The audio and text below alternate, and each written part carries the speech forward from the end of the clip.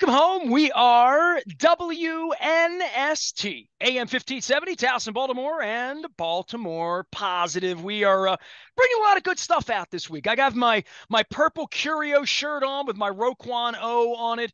All of it brought to you by our friends at the Maryland Lottery, the Gold Rush Sevens Doublers. We're going to be bringing the Maryland Crab Cake Tour and the Maryland Oyster Tour your way. We have one more crab cake tour stop this month later on with Fadley's later in the month on Friday when the Cheatstros are here on the 23rd. Luke will be joining me down there. Then we begin in September with the crab cake tours. We got about 7 of them. An oyster tour that is going to include 26. We're going to change this to a 26th anniversary oyster. A flaming oyster, just like we ate them down at Drago's in New Orleans when we won the Super Bowl. We're doing 26 oysters in 26 days, 26 ways, all of it brought to you by our friends at the Maryland Lottery in conjunction with Liberty Pure Solutions, keeping our water clean, and that's what oysters do for the Bay, as well as our friends at Jiffy Lube Multi-Care, keeping your engine clean and your oil clear, as well as getting Luke over to training camp this week. Baseball team's in Toronto and then off in Tampa over the weekend. Football team's going to play on Friday night, sort of fake football, not sort of, real fake football. And Luke's been out on the backfields for the last 2 weeks, minus a few Oriole trading deadline things. He is the one they allow in to actually do his job and work. So he does both this week. Luckily for you, there's football during the day and baseball at night. What is going on in Owings Mills? They're this close to wrapping camp up all of a sudden, right? I mean, all these fan days and all that stuff, that goes away after next week, right? Well, I mean, we're winding down. It's not over yet, but it's winding down. And as you alluded to, it's a game week, kind of, sort of, right? I mean, for the young guys, it's certainly a game week. And I think as you and I have probably spent more time talking about the offensive line than any other aspect of this football team going into 2024, it's our first chance to see what that offensive line looks like. Now, let's also work under some parameters here that I'm expecting. I do not expect we're going to necessarily see Ronnie Stanley at left tackle. Tyler Linderbaum's dealing with a little bit of a soft tissue tweak, whether it's a hamstring, calf, whatever. They're being vague, but it's not anything that's perceived to be overly serious. He wasn't going to play in the preseason opener anyway, but you're certainly looking to see what Andrew Voorhees looks like at left guard as he gets his first NFL game action, preseason or regular season or anything. This will be his first opportunity, and plenty of interest in what the right side of the offensive line looks like. Now, the Ravens put out their game release, their initial depth chart. We've talked about this for years. The depth chart is put together by the public relations staff. It's not the end all be all. It's not the true depth chart, but it is the depth chart that's based on what we've seen in practice. And as I have talked about on a few occasions, we've seen Daniel Faalele at right guard quite a bit, certainly more than we had ever seen him before as someone who'd primarily worked as a right tackle. So we're going to see that Friday night probably, right? Him running a big guy out there. At right guard, yeah. Yeah. Because you want to see if he can do it. I mean, I'm still not convinced that he's going to be the guy week 1, but they're giving him a really, really long look at right guard. And it's been him more so than Ben Cleveland, as I've alluded to, as we're kind of in year 3 of thinking Ben Cleveland initially was going to be a starter and, well, wondering if it's not going to happen once again. So, and right tackle, Patrick McCary and Roger Rosengarten. We've seen Rosengarten start to put a dent into some of those first team reps that McCary was getting exclusively. Now we're seeing both of them. And I think that's not surprising. I think in an ideal world, they would like Patrick McCary to continue being that 6th guy, that guy that on game day will fill in if Ronnie Stanley hurts his ankle or if Tyler Linderbaum gets dinged and has to go into the blue medical tent, or playing right tackle, or anywhere. We've seen McCary basically play anywhere on that offensive line. So, he's kind of like the ultimate substitute teacher, right? Where maybe they're not getting the full-time position, but the school really likes having that person around because they can come in and fill in for anybody. I mean, that's what Patrick McCary is for them. So they've wanted to, out of respect and reverence for him, I think they've wanted to give him the first crack at right tackle. And look, he still could end up being that guy in week 1, but it's very obvious they want Roger Rosengard, and they drafted him in the 2nd round with designs of him being the right tackle sooner than later. So whether that's week 1, whether that's week 5, whether that's later on in the second half of the season, that's what they want to happen. And we'll see if he's up to the challenge. So that's all we're watching on Friday, right? Is this offensive line, right? No Literally? question.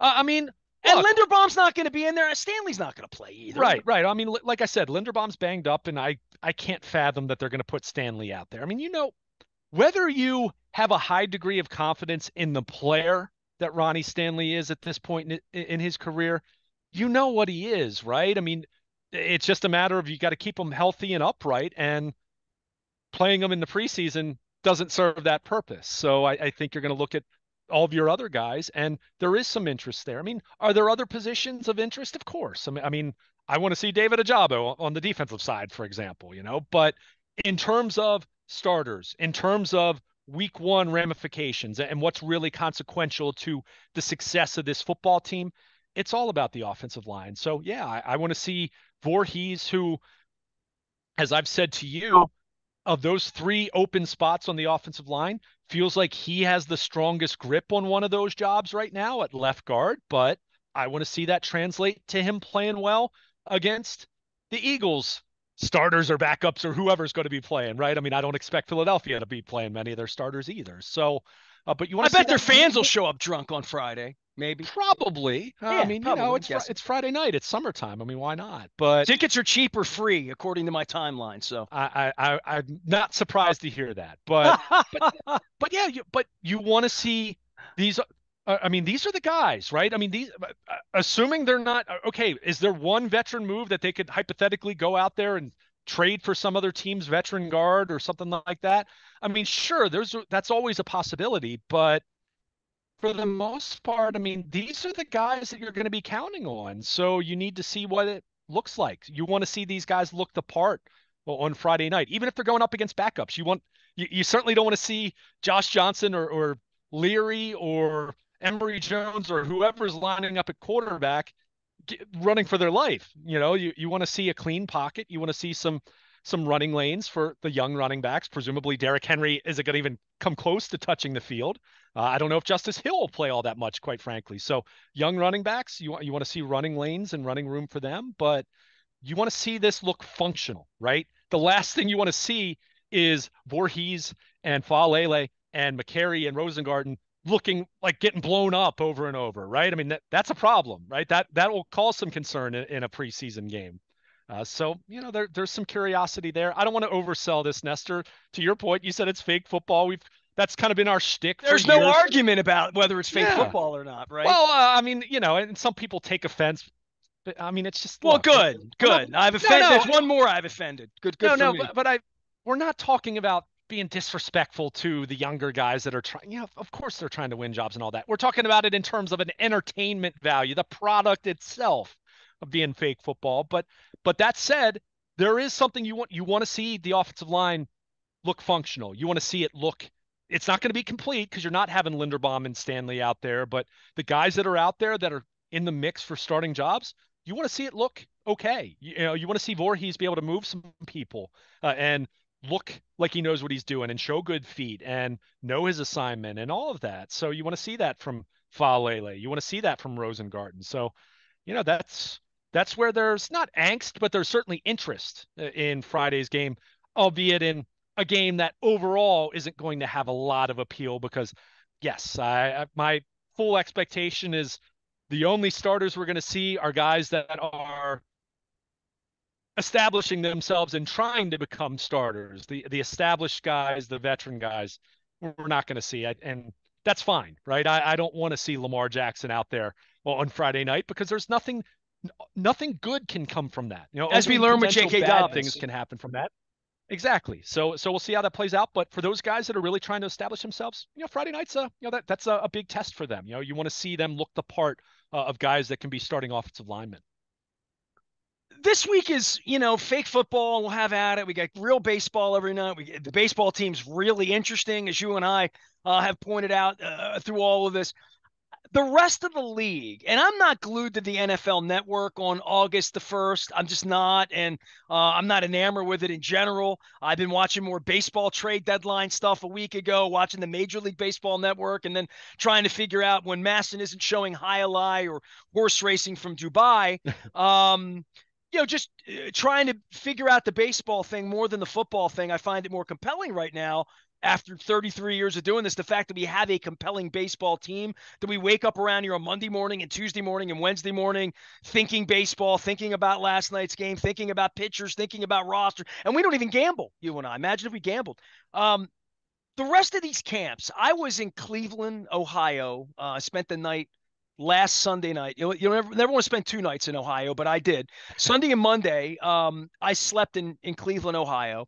So between concerts and driving home, I was driving home on Tuesday morning, and I realized like I could have gotten off the road in Latrobe and gone over. There's a St. Vincent's College right there where the 9/11 in Shanksville and the exit and all that stuff happened in Somerset. And it was the time of the day. I actually called my wife north of Pittsburgh. I called my son too, trying to find a good Pittsburgh lunch recommendation. But I called my wife. I'm like, what time are they practicing today? I mean, I'm coming through. I probably could roll through. And I've been there before. I've been to St. Vincent's a couple of years ago with Mike Tomlin. Actually, it was the last training camp practice I went to since Chad Steele illicitly took my press credential 2 years ago. But I thought, would it be fun? Would it not? Would I go there? And it turned out like it was the day they had the brawl. Um, and I'm thinking to myself, other than Orlando Brown creating a battle royal out on the field in the original Orlando Brown senior Zeus, not the little one that made all the money, the other one with the temper tantrums. I saw that once out in Owings Mills, not Owings Mills, excuse me, Westminster, many years ago. Dude, that Pittsburgh scene was kind of crazy. You don't see that modern much, and Tomlin sort of cheering it on, and quarterbacks involved. Like, not what I would want to see if I'm a Steelers fan. And certainly that would be pretty big news if there was a brawl out there today and you were in the middle of it, right? Yeah, I mean, look, have there been dust ups over the years? Have there been a couple players that swing at each other? Yeah, I mean, you see that. I mean, on average, you'll see that once a year, maybe once every other year. It doesn't seem as common as it used to be, even from when I started covering training camp back in 09, 10, 11, in that era. So, I mean, you still see that from time to time. I mean, I don't think there's necessarily anything that is all that telling about it, other than you just don't want anyone to get seriously hurt, right? I mean, football players, they get chippy and it's hot out there and they're in pads. And, some of these guys, veteran players, I mean, my goodness, the Ravens are still, their veterans are still a month away from playing in a game, right? I mean, they're not going to play in these 3 preseason games, the established guys.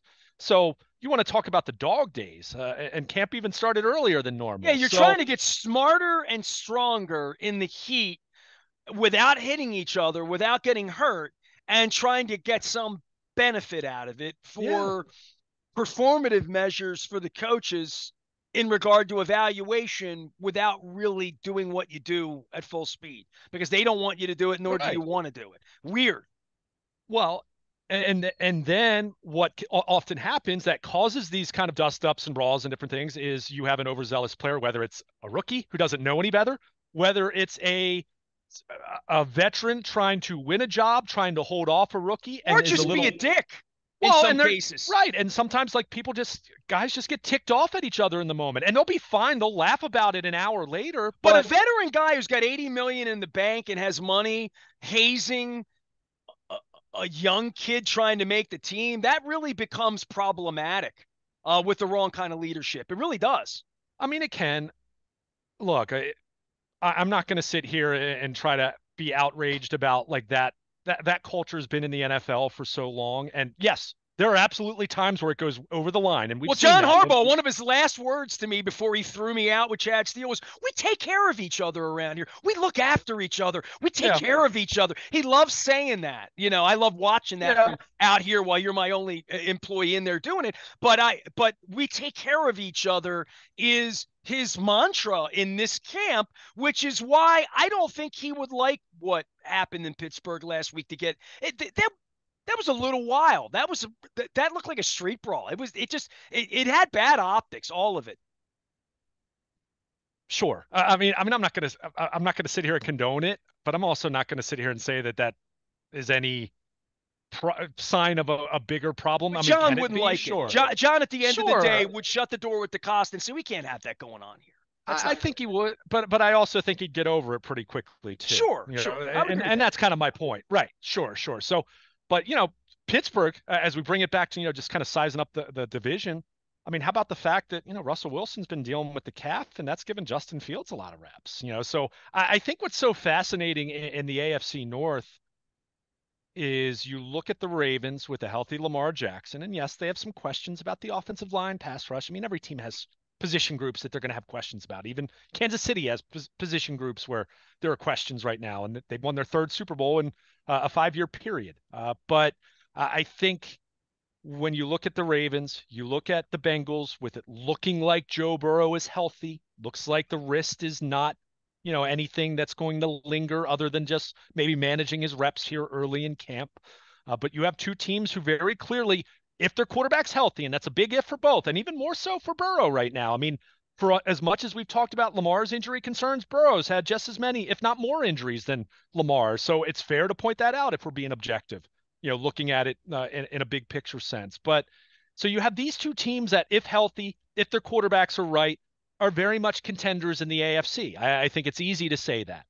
But you look at Cleveland, who I think has a really, really good roster otherwise, but where in the world is Deshaun Watson at this point in time? And putting aside how you feel about him as a person, off the field, all the baggage, which is part of the overall discussion, but in terms of just who is he as a player Can at he this point in play? Can he time? play? Can Yeah, he I lead? mean, Can he win 12 games? Can he be a $50 million right. a year quarterback? Yes. Right. I mean, regardless, I mean, the money's paid. The money's a sunk cost at this point. What, where's he rank in terms of the quarterbacks right now? Can he be a top 10 quarterback again? Can he be a top half of the league quarterback? I mean, he hasn't even been that since going to Cleveland. So you have him, and then you have Pittsburgh, who, again, good roster overall, I think. But, what is Russell Wilson at this point in time? What is Justin Fields at this point in time? I think Russell Wilson probably is perceived as having the higher floor, but is he a guy that's going to lead you deep into January at this point? I have my doubts about that.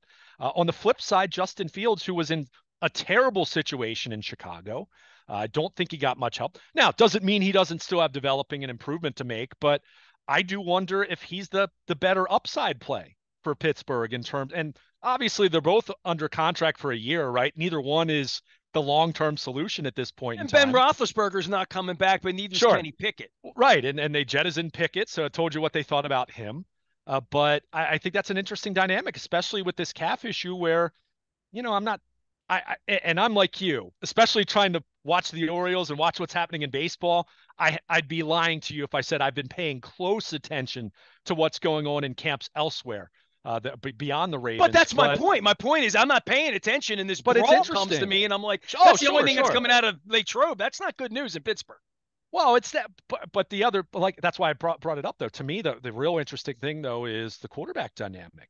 Russell Wilson missing time and Fields getting number one reps, and I haven't gotten indications that he's lighting it up, but also haven't seen that he's been terrible either. So, I think it's interesting. I mean, I certainly think from a skill set standpoint, I mean, Justin Fields, the way he can run, I mean, that gives them a dynamic that Russell Wilson at this stage in his career is not even going to come close to doing.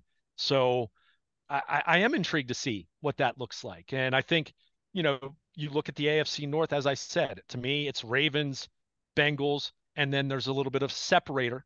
But I think the Steelers and the Browns both have the potential to be interesting. I don't think either of those teams are bad by any means.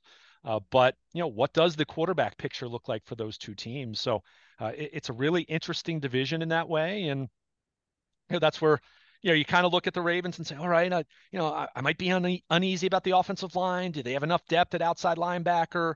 Go through the list. But overall, you look at those problems and those questions and those unknowns compared to these other teams in the division who don't really know what they have at quarterback. And uh, I'll take the Ravens situation any day. I'll take the Bengals situation any day compared to what Cincinnati or compared to what Cleveland and Pittsburgh are trying to figure out right now.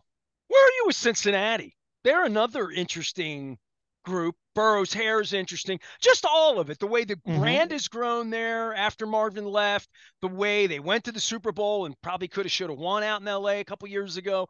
But I still look at them as being the biggest risk factor for the Ravens all the way through because I believe in the quarterback. I believe in Joe Burrow. I buy what he sells much more so than Goff or some of the other guys around the league that are might be's, not is's. I think Joe Burrow is very much an is, and I think they'll have a parade in Cincinnati at some point. I'll be shocked if he doesn't win a Super Bowl at some point. Now, whether that's this year or not, but I give him over the next 5 to 7 years in Cincinnati with health. I don't want to say I like him more to win a Super Bowl before Lamar because I like what the Ravens do around Lamar.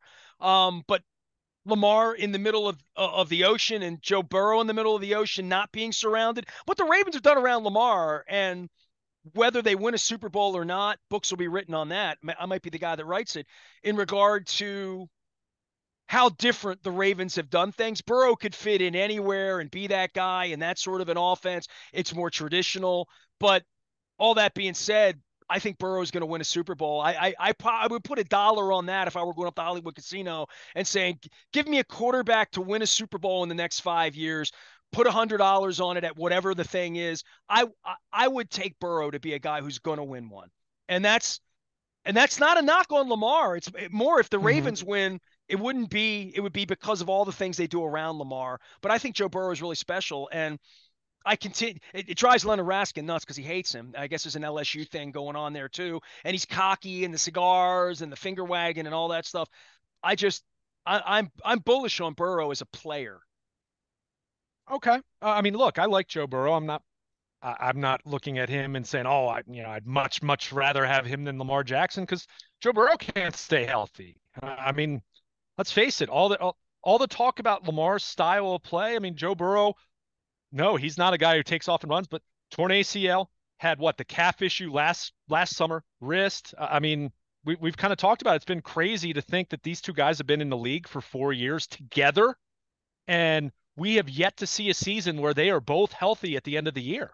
One or the other We're has playing been each out at the other in a end. big game in that sort Yeah. of way where the stakes are high, right? Yeah, I mean they played early season games and they played some good games against each other, but like yeah, that late December, January, like one or the other has been hurt. We So, remember the Mahomes Jackson yeah, games. We remember the Roethlisberger Flacco game, right? I mean, sure. in regard to that, this Lamar Burrow thing should over the next 3 years produce a handful of really big games where they're both thinking they're going to be 11-2 or 10-3 or whatever, right?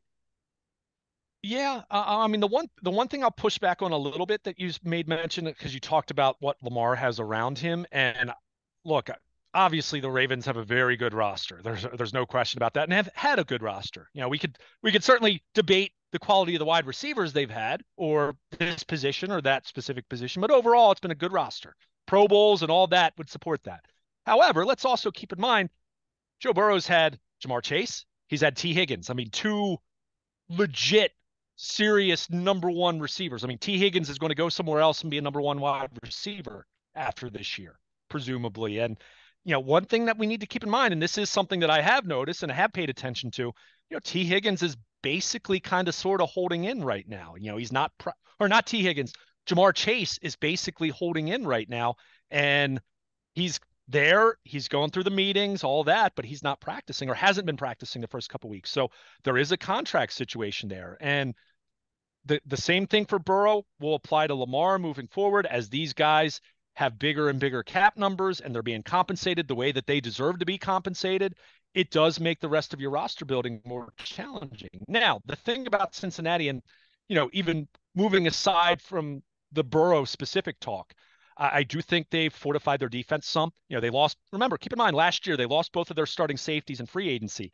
And what was a very clear strength of theirs 2 years ago was absolutely a liability for them last year. So, they bring in Geno Stone. They brought in some other players. I think their defense looks better. Running back looks different for them now, of course, no longer Joe Mixon, but, it seems like there's, they like what they have there. So, I think it's a more complete Bengals team than it was a year ago. That offensive line is certainly not as problematic as it was a couple years ago, but I think there's still some question about just how good it really is. But Same questions we they're a have here. team that, if healthy, yeah, that's fine. I have no problem, acknowledging that. But with them, it's just like the Ravens. I mean, say what you want about them and which one you like better. Joe Burrow or Lamar Jackson. I mean, that to your point, I think they're two guys that you absolutely feel you have the capability of winning a Super Bowl with. And that's obviously acknowledging that other things need to go right around them. But, I think, Burrow's got to stay healthy. I'll hear what you just said, but he's got to stay healthy, right? In the same way we talked about that with Lamar for 2 years in a row. He's got to stay healthy because if they don't, then their teams are just like anyone else then at that point, right? I mean, maybe a little bit better, maybe not disaster, but certainly not a team that's going to make a deep run if those quarterbacks aren't physically right 100%. So I think that's the big question for Cincinnati. And I, I I like the Ravens. Like if I'm handicapping this, I mean, the Ravens are my favorite to win the division, but I think Cincinnati's right there. And it's going to be a matter of who stays healthier, who among some of the positions that each team has questions about right now, who's going to find enough answers, who's going to be able to mitigate their weaknesses. Is the Jamar Chase, T. Higgins thing going to be tenable, meaning that those guys aren't going to be malcontent about number of targets or what's going on with their role in the offense or whatever. I mean, they're, business decisions for those guys coming up. So, you always have some of that goes on your roster, Yeah, but business around I here think last that's year, what's didn't we? We had a interesting lot with of that. them. Sure, sure, sure. And they ended up being the number one seed, right? I mean, they ended up being the best team in football in the regular season. So it shows that, yeah, you can have some question marks and you can figure it out. So I think it's interesting. I mean, Joe Burrow is facing the same questions that Lamar Jackson faces, that Josh Allen faces in Buffalo, that take your pick. CJ Stroud, we're going to start talking about him in those terms because off of his rookie year and expectations that Houston now has with what they did with their roster. They're all chasing Mahomes, right? They're all trying to unseat Mahomes. And I get it. Yes, Joe Burrow does have the AFC championship win a couple years ago over Kansas City, and the Bengals did get to a Super Bowl, but they didn't finish the job. So until they do that, they're all in that same category. That's why, as I've said, when you and I have had our breathless debates about Lamar and where he ranks and what the ceiling is and how long of a career and all those different things. I mean, he's in the same boat as any of those other top quarterbacks that are trying to, they're trying to unseat Mahomes. It's Mahomes, and Well, then and there's then a you're long Stafford gap, and you and then actually win one and they try to take it away from you, or you're Burrow and you are more accomplished than Lamar because you've been to a Super Bowl and they'll be like, well, Lamar's still better or, whatever. The record is the record. You get there when you get there. And by the way, Luke is here, Baltimore Luke. I don't want to meander on the Bengals thing, but I had a really interesting piece show up on Twitter, a fist fight in late July, like you have on Twitter, about whether Mike Tomlin's a Hall of Fame coach or not. I saw some NFLers weighing in on this. And if Mike Tomlin's a Hall of Fame coach, doesn't that make John Harbaugh and Pete Carroll, name anybody that won one championship? That's an interesting debate this time of year when you had the Hall of Fame happen out in yeah, Canton this week, kind of quietly when the Ravens go in. But Ray and Ed Reed, those guys all show up and there's something to be said and there's bust and there's jackets and there's dinners and all of that stuff. But playing for that sort of, am I going to be a Hall of Famer? Way early for Burrow, way early for Jackson, over with for Mahomes, right? Mahomes in. yeah, It's over with for him. So that legacy play for these coaches, for Harbaugh and Tomlin and the guys that, whether it was Belichick hanging on at the end and taking a seat from somebody else, but everybody else is just sort of clawing to figure it out. I mean, right, the guy out in LA was going to retire a year ago and just go away, right, and become John Madden. yeah. I mean, I think it's interesting because you probably could make a case already for Mike Tomlin or John Harbaugh. If for no other reason, I mean, obviously both of those guys were more successful over the first half of their coaching tenure in terms of playoff wins, in terms of winning a Super Bowl. In the case of Tomlin, got the two Super Bowls. So and even though like the Ravens have had more regular season success than Pittsburgh in recent years, both of those coaches, their January track records over the back half of their tenure in their respective cities has been a little more, it hasn't been quite as good as it had been, but you could probably make an argument. I mean, let's face it, Bill Cowher got in the Hall of Fame. I mean, do we look at Bill Cowher as a demonstrably better coach than Mike Tomlin or John Harbaugh? I mean, No. based on what? So but based on that, you could say that they're already. But I think the point I'm trying to make here, and I'm drawing it out a little bit, but if Mike Tomlin wins one more Super Bowl, it's not even a debate anymore. If John Harbaugh wins one more Super Bowl, it's not even a debate. They're locks, right? It's just a matter of what year they go in. So yeah, I mean, you're talking about that, and I'd say this. You mentioned Patrick Mahomes, of course, 3 Super Bowls already. A guy that could probably retire tomorrow, and it would shock everyone, but he would get in the Hall of Fame. Might wait around for a while because they'd say, oh, he didn't have a long enough career. But Terrell Davis kind of ended that talk after a while. But I think in the case of Lamar, if Lamar wins a Super Bowl this year, he's a lock for the Hall of Fame. Then go look at the list of quarterbacks that have won 2 MVPs and a Super Bowl. They're all in. Kurt Warner was the one who waited a little while, but he got in. He would be a lock. So yeah, this is what we're talking about here. This is very much some legacy defining kind of stuff, especially if you're the Ravens or the Bengals at this point with Joe Burrow. I mean, it's go win. It's that simple. And especially the Ravens, who've been number 1 seed and had an MVP quarterback and had 7, 8, 9 guys make Pro Bowls and all pro teams and all of this. They've done all of that. It's just a matter of go finish the job.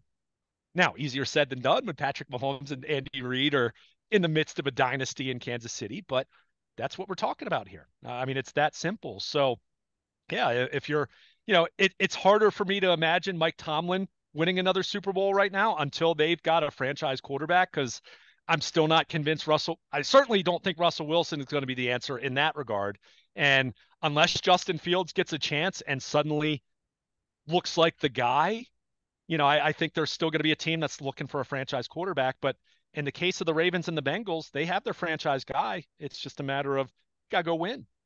It's that simple. So, it is funny this time of year talking about this, and I'd be remiss too if I didn't also mention with the Hall of Fame, Marshall Yanda and Terrell Suggs both eligible next year. I think both really interesting cases in terms of I think they'll both be in at some point. I don't know if they'll be first ballot or whether they'll wait. I think Marshall Yanda absolutely gets in, and I think probably will be a credit to Pro Football Focus and some of these analytics sites that have tried to quantify offensive line play, and they show just how darn good he was for about a decade. In the case of Suggs, longevity. For a guy who had the Achilles injuries at what year year 8, year 9 when he had his first Achilles injury, and ended up having another good 5 years after that. I mean, I think Suggs is going to be a Hall of Fame player. Do I think he's going to be in first ballot like Ray and Ed and Ogden? Probably. I'm guessing he's going to wait a year or two. But when we're talking about these legacies, Super Bowls are a big part of it. And if you're John Harbaugh, if you're Mike Tomlin, any coach that's in that realm, I mean, those are the 2 longest tenured at this point. It's kind of crazy to think about it in those terms, but that's where we are. And, one more Super Bowl makes, again, I think they probably already do get into the Hall of Fame eventually as it stands now. But one more Super Bowl, it's like, oh, it's not even, you don't even talk about it anymore. It's just understood. And, same thing for, Lamar wins a Super Bowl. He's going to the Hall of Fame. I mean, he is. I mean, It's crazy that a- Joe Flacco, if Lee Evans caught that pass, Joe Flacco could have won 2 Super Bowls back to back, and they still wouldn't have put him in the Hall of Fame. Well, I mean, they'd view, Eli Manning's talked about in that way, I right? mean, like literally, that like Joe came. They'll I piss on know. Joe forever, but Joe threw the pass in New England that didn't get caught, and the kicker missed a kick, and still to this day, Harbaugh is not taking on any water for not calling a timeout that he had. So like all of that happened, that would have changed Flacco's trajectory. Flacco would have been a back-to-back Super Bowl guy. Well, we don't Who know knows that if he would have won or not? I was going to say we don't know if they win the. I would say this. If they went that year, they would have screwed it I up don't 2 think years. they win the next year, but because for one thing, I'm wondering if Ray Lewis comes back. You know, does Ray Lewis just ride off into the sunset then? I don't know. What? Where's Ed Reed's Man, head this at is that a point? Because we really know. good fictional piece. Oh For you to yeah, write, I mean it's like, well, this is what we talk about on August 5th when we know they're getting ready to play a game where none of the starters are going to play. I mean, we could open up and talk about this, but yeah, I mean, look, it is interesting, it is ironic, and that's where I think Joe and Lamar are such interesting. the contrast in who they are as players has been so different. I mean, Lamar has been a way, way better quarterback than Joe Flacco in the regular season, statistically speaking. I mean, he won 2 MVPs. I mean, Joe could have made a Pro Bowl or two as an alternate, but that was the ceiling for him in the regular season. Playoffs, Joe had his incredible run and had a couple other years where his postseason runs were good. Lamar has not been that guy. Lamar has 2 MVPs. Joe has a Super Bowl MVP that Lamar covets right now. So, the contrast in their playing style couldn't be more different. So, it is interesting, but it is I'll ask funny. Marshall Yonda who he liked better. He would be the equal. He would be the one to play with both of them at an incredibly high level, right? I think Marshall would flat out tell you, hey, I love Joe Flacco. And you know what he would also say? Man, I wish I had been a little bit younger when Lamar Jackson came around, because he was pretty fun to play with too. So Marshall had a lot of fun playing with Lamar. No doubt yeah, about I that. mean, Lamar or Marshall talked about this. His last couple years, he said, I'd never had more fun on the football field than I did then. And he said, and he was clear to say, I love Joe Flacco, and he did. I mean, those guys, I don't know if they're hanging out outside of football these days, but that certainly there's a lot of reverence that they have for each other. If Marshall played more golf, maybe he could hang out with yeah, Joe. But if you recall, and I should say that about Joe. Joe's out in Indianapolis sweating right now playing football. Still playing. But Joe came down the road from Marshall's retirement right before the world shut down with COVID. When Marshall lost all the weight. Yeah. So I mean, it is so fascinating how we view postseason legacies in terms of when someone's great in the regular season. Oh yes, they need that, and then if they get it, great, and then they're a Hall of Fame player, whatever. But then we have these guys like a Joe Flacco, like an Eli Manning, guys who left something to be desired in terms of like their regular season profile, in terms of like talking about them like in the Hall of Fame or something like that. Guys that aren't Hall of Fame players based on what they did in the regular season, but they played some of their best football on the biggest stage. And then in some ways we want to penalize players who do that. So players that are great in the regular season, some of their biggest fans wanted to be dismissive about the postseason, like it doesn't matter as much. I mean, it's just everyone's got an agenda, when we're trying to carve out legacies, and there's a lot of subjectivity that goes into it. There's no question about that. But in the case of Lamar Jackson, Josh Allen, Joe Burrow, C.J. Stroud, I mean, all the Tua Tagovailoa, who just got a big contract, Justin Herbert, who's hurt again, all these quarterbacks that have been somewhere in the top 10 vicinity over the last 5 to 6 years. And obviously Stroud just came into the league, but had a great rookie season. All of these guys are kind of in the same boat. I mean, Mahomes is way up here with 3 titles already and still going strong. And the rest of those guys are all trying to change it. Stafford was different because Stafford's older. Stafford's at the end of his career. He kind of belongs with the previous generation of quarterbacks who've since retired. But all these young guys, that's why I say, yeah, it's part of Lamar's legacy. But at the same time, Peyton Manning, go look at how he was talked about in year 6, 7, 8. That's all they talked about at that point. Oh, Manning's no Tom Brady. He can't win a Super Bowl. Like, we didn't talk about it in the same terms that it's there on social media every single second of every single day. But you can go back and probably find old ESPN studio shows where that's what they talked about. And I know that's what I talked about with my friends, saying Peyton Manning can't win in January. So, that's what these guys are all facing. I mean, at least Mahomes is doing it without cheating. I mean, there's no question Brady was cheating.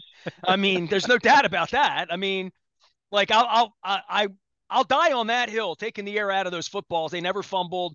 Like, there's no question that Brady did some cheating and Belichick did a lot of cheating. I mean, monkeys and trees with cameras. I mean, at least the Chiefs, to me, so far so good. Feels like it's been on the up and up.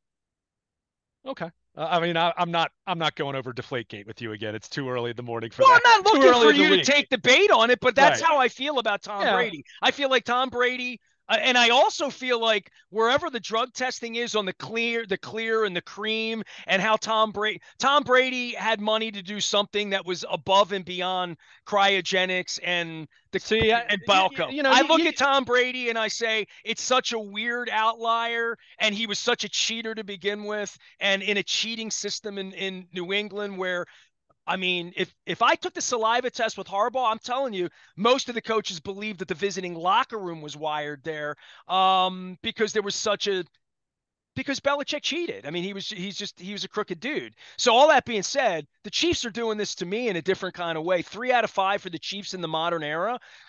This and the fact that Mahomes is not even 30, right? I mean, like still picking up momentum in this Yeah. thing. The Chiefs have a lot to continue to come back and continue to prove, right? I mean, for me, Yeah. they're still. And by the way, I wanted to ask you this. This was my segue, wasn't to get you to talk about Tom Brady. My segue is we're a month out on kicking off, and the Ravens have never kicked off like this. I mean, the Hmm. Denver game, we went out there and Keith Urban came here and played for nobody, and Angelos, God rest his soul, he never punched down. We didn't have that night here, going to kind of have that night out in Kansas City in that they're walking into, and we'll talk about it 3 weeks from now, 4 weeks from now before the game. But this first game, man, I'm looking at my calendar for the Oyster Tour in September and like, where am Hmm. I going to be? Where are the Orioles going to be? Where's Luke going to be? Where am I doing crab cake tours? What's going on in September? And I'm like, man, that's a long ass 10 days after that first game, where that first game is going to be like, not just here in whatever sports bar you're in, or if you're one of the 300 people that are going out to Kansas City and you're going to sit in the upper deck and watch them raise another flag, man, that night is like little hair on the back already in that the Ravens have never kicked the season off like this. Yeah, I mean, I think it's a great opportunity. I know a lot of people are going to try to equate it with like exacting revenge. No, no. Week one, I'm sorry, kickoff game or not, no, it's not going to make up for Dude, if you January. lose by a, But a fraction and you got to pound that 0-1 for 10 days, 11 days, like it's a really tough game to lose. It's a tough it, game to it play. It's a is. tough game to draw. It's a tough game on the road. It's a tough game. It really is. It is, but you also need to have the maturity and the culture on your football team and understanding it is one game. And on the flip side, if they win, that doesn't mean that they've exercised the demons and everything, that they're just going to coast, right? I mean, you don't want to have that mindset either.